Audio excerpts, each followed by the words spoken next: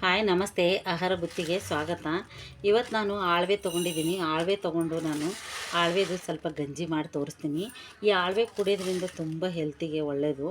ಕಾಲು ನೋವು, ಸೊಂಟ ನೋವು, ಬಾಣತಿಯರಿಗೆ, ಋತುಮತಿ ಆದವ್ರಿಗೆ ಅವ್ರಿಗೆಲ್ಲ ಕೊಡ್ಬೋದು. ನಾನೊಂದು ಈ ಸ್ಪೂನಲ್ಲೇ 3 ಸ್ಪೂನ್ ಹಾಕ್ಕೊಂಡಿದ್ದೀನಿ.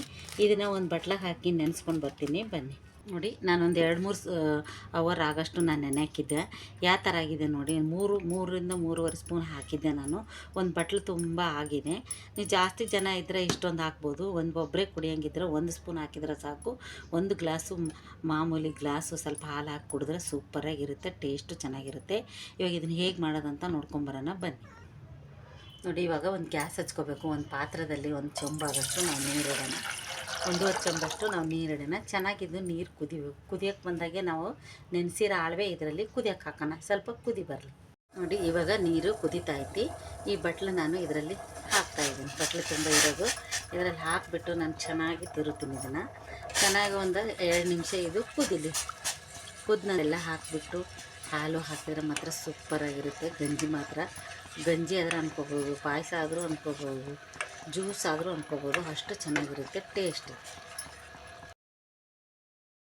ನೋಡಿ, 10ರಿಂದ 15-20 ನಿಮಿಷ ಆಯಿತು. ಎಷ್ಟು ಚೆನ್ನಾಗಿ ಬೆಂದಿದೆ ಅಂತ. ಇವಾಗ ನಾವು ಇದಕ್ಕೆ ಒಂದು ಬಟ್ಲು ನಾವು ಬೆಲ್ಲ ಹಾಕೋಣ. ನೀವು ಬೆಲ್ಲ ಆದರೂ ಹಾಕ್ಕೋಬೋದು, ಸಕ್ಕರೆ ಆದರೂ ಹಾಕ್ಕೋಬೋದು.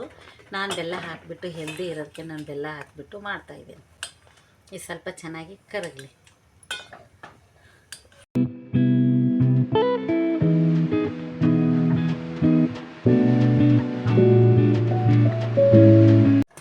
ನೋಡಿ, ಇವಾಗ ಬೆಲ್ಲ ಎಲ್ಲ ಕರಗಿದೆ.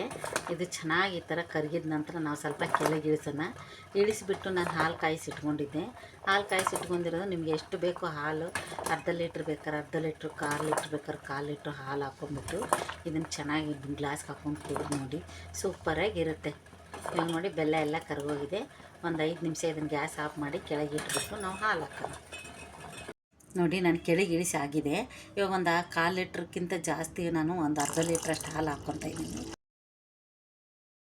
ಹಾಲು ಹಾಕ್ಬಿಟ್ಟು ಮಿಕ್ಸ್ ಮಾಡ್ಕೊಂಡು ಕುಡಿದ್ರೆ ಸೂಪರಾಗಿರುತ್ತೆ, ತುಂಬ ಚೆನ್ನಾಗಿರುತ್ತೆ, ಟೇಸ್ಟು ಸೂಪರಾಗಿರುತ್ತೆ.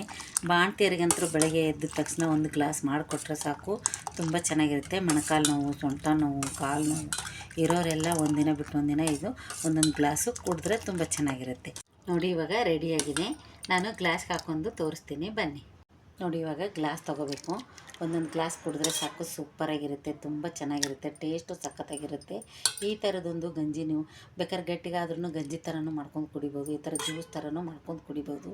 ಯಾವ ಟೈಪಲ್ಲಿ ಬೇಕಾದರೆ ಇದನ್ನು ಮಾಡ್ಬೋದು. ನೀವು ಪಾಯಸ ಅಂತಾದರೂ ಅನ್ಕೋಬೋದು. ಇದು ತುಂಬ ಚೆನ್ನಾಗಿರುತ್ತೆ, ಹೆಲ್ದಿಯಾಗಿರುತ್ತೆ. ಬೆಲ್ಲ ಹಾಕಿ ಮಾಡೋದ್ರಿಂದ ಹಾಲು, ಬೆಲ್ಲ, ಆಳ್ವೆ ಕುಡಿದ್ರೆ ಮಾತ್ರ ತುಂಬ ಶಕ್ತಿ ಬರುತ್ತೆ. ಇದೊಂಥರ ನೀವು ಟ್ರೈ ಮಾಡಿ ನೋಡಿ. ನೋಡಿ, ಈ ಥರ ನಿಮಗೆ ಗಂಜಿ ಇಷ್ಟ ಆದಲ್ಲಿ ಗಂಜಿ ಆದರೂ ಅನ್ಕೋಬೋದು, ಜ್ಯೂಸ್ ಆದರೂ ಅನ್ಕೋಬೋದು, ಪಾಯಸ ಆದರೂ ಅನ್ಕೋಬೋದು. ಈ ಆಳ್ವಿದು ಇದು ಮಾಡಿದರೆ ನಿಮ್ಗೆ ಇಷ್ಟ ಆದಲ್ಲಿ ಲೈಕ್ ಮಾಡಿ, ಶೇರ್ ಮಾಡಿ, ಸಬ್ಸ್ಕ್ರೈಬ್ ಮಾಡಿ. ನಮಸ್ತೆ.